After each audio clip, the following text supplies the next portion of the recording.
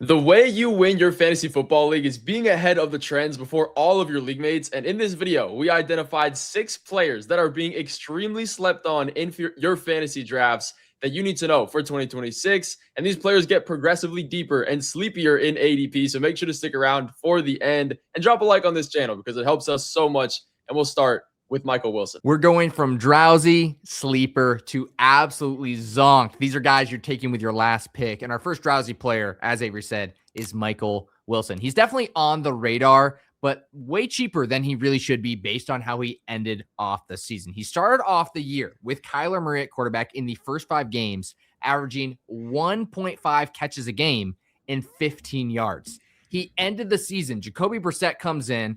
Kyler Murray ends up on IR. He's injured. Jacoby Brissett comes in, and Michael Wilson ended the season with over 1,000 yards. That's a huge metric for wide receivers, and considering he barely had any yards in the first 5 games, absolutely incredible way to end the year. And of course, we know Jacoby Brissett is going to be his quarterback heading into 2026. They did add Jeremiah Love. That should increase the power of the offense. They may use their running back a little bit more. The Cardinals did use their running back the least out of any team in the league. But with Jacoby Brissett throwing to Michael Wilson, he ended the season weeks 12 through 17, averaging 19.2 points per game. 19.2. That was just 0.1 points behind Jamar Chase over that same span. And this is a player that you can get all the way back at pick 72 right now on Sleeper. He's not going to rise that much because Marvin Harrison Jr. is right there with him. He could be a lot better this year as well. But both these players in that end of the 6th, beginning of the 7th round could be the big deals and the steals that you need, especially if you start your draft this year with an elite tight end,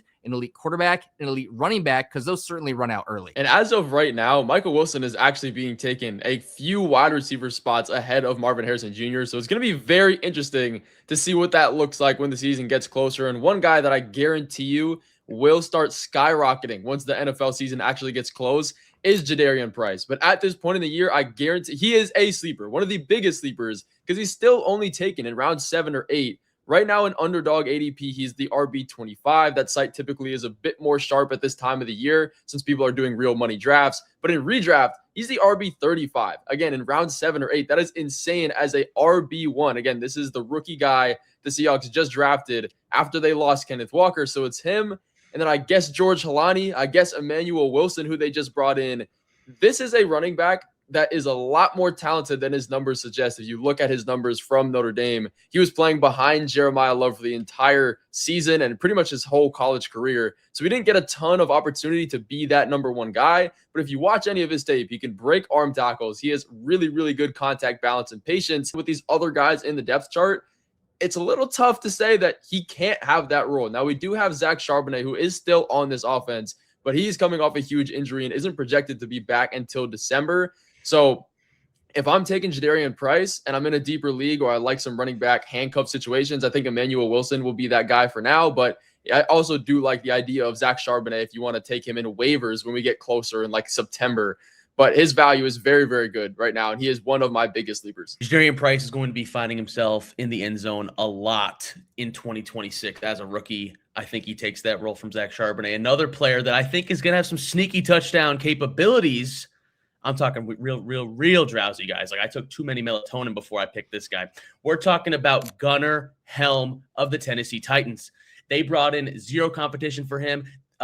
On this offense, they brought in Daniel Bellinger, but he's not a pass-catching tight end. He's a blocker. He's with Brian Dable to help that run scheme. Gunnar Helm is the type of guy that Cam Ward's going to rely on. Last season, Theo Johnson had a 17% target share on the Giants offense for Jackson Dart when he came in. We saw how often he liked throwing to him. I would be shocked if Cam Ward was not being told by Brian Dable, hey, go hit Gunnar Helm. He's young. He's talented. And he had a few good games last season. He's super slept on. I don't know if he's going to win you a championship, but like, do not be surprised if on a consistent basis, Gunnar Helm is someone that we're like, hey, spot start waiver wire tight end guy, maybe last round pick if you didn't take a super elite option. I don't hate it, guys. Maybe I'm super sleepy, but I think Gunnar Helm is someone to certainly consider for fantasy football. At least have him on the radar. Little blip in the radar. Just have him on your mind. I completely agree with that take because the tight ends this season in fantasy are a complete wasteland. Outside maybe the top 3 guys, it's just a free-for-all. So you might as well take an upside guy like him. And another upside guy that I really do like right now is Josh Downs. Now, this is one of my biggest sleepers for two reasons. Number one is that everybody's worried about this offense with Daniel Jones coming back from his Achilles tear. The offense could look a little bit different. They could struggle a little bit, start slow because of that. And number two, Josh Downs is coming off his worst statistical season of his entire career with 566 yards last season in 16 games. But the big reason why I have him on this list is that we don't have Michael Pittman on this offense, and he totaled 111 targets. That's about 6 or 7 targets a game that are now vacated and open for him and Alec Pierce, who is coming off a bit of an ankle injury as well, but I do like both of them this year. They play a little bit of a different role, but Downs is entering his last year of his rookie contract, and Shane Steichen has said that they want to put him outside the numbers more, play outside where Pittman kind of was playing inside and out, but his route participation numbers will drastically increase from this season because outside of those two guys, it's Ashton Doolin. It's maybe a couple other people on the roster that really are going to have to work hard to move up the depth chart. And with him coming into his last year of his rookie deal, they're going to want to see what they have with Josh Downs. And he's being drafted as the wide receiver 50 in round 10 of fantasy drafts right now, even though there's no Michael Pittman and he finished with his lowest totals in receiving yards from last year. He was the wide receiver 44 last year, and that was his lowest ever finish. And now he's getting drafted as the wide receiver 50. It doesn't make sense to me, but that's why he's on this list. He's definitely someone that I'm looking for. This Colts offense, I love taking pieces of cheap offenses because there's always that chance that you find that diamond in the rough, that guy that is going to have that big target share. And another diamond in the rough for this season, someone that's really a sleeper. If you like free, if you like Sam's Club, you like Costco, you love the free sample, this year's free sample is Trevor Lawrence. He's currently going at pick 86. That's quarterback 10. So this is essentially completely punting the quarterback position. And you look at how he finished off last year because he started off not so great. He had all of the weapons, Brian Thomas Jr., Travis Hunter, second overall pick. He's supposed to be this elite guy. Week 1 through 11, 16.6 points per game.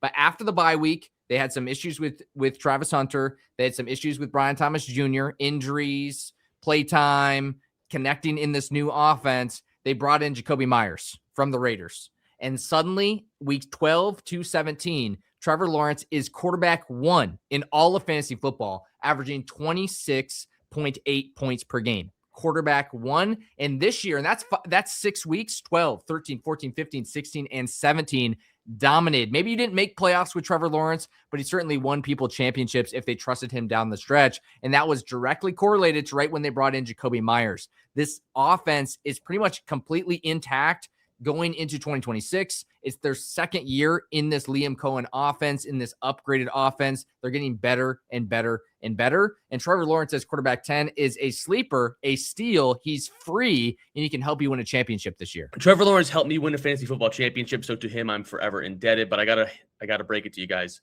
Hopefully you have a blanket. Hopefully you have one of those little sleep caps from like 1908. Because we're going real deep here. We're talking about rookie Chris Bell of the Miami Dolphins. He was actually taken after Caleb Douglas, who's another receiver the Dolphins selected in the same round, but I prefer Chris Bell. He was a my guy in the rookie guide. Go check out the rookie guide in the WalterPicks app. I spent a lot of time working on it. I have more my guys, but Chris Bell is certainly one of them. I see a ton of A.J. Brown in him. Really built guys. Go up and get it, guys. Underratedly crisp route runner, in my opinion. He did suffer a torn ACL, which is why his stock kind of plummeted in the draft.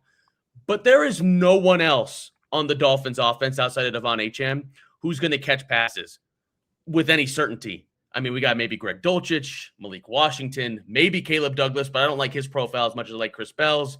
And outside of that, who are we looking at here, guys? And I don't know about you guys. I think the Dolphins are going to be down in most, if not all, of their games. So Chris Bell is a guy to watch out for. I'm telling you, by the time the training camp hype videos come out, people are going to be gassing him up. He's going to probably go in the last 2 rounds of your fantasy drafts by the time the drafts roll by. But right now, acknowledge Chris Bell. I'm telling you right now, acknowledge Chris Bell. But that is going to finish out this video of our biggest sleepers. Let us know in the comments who you like most and who we might have missed on this list. And we will see you guys in the next video coming soon.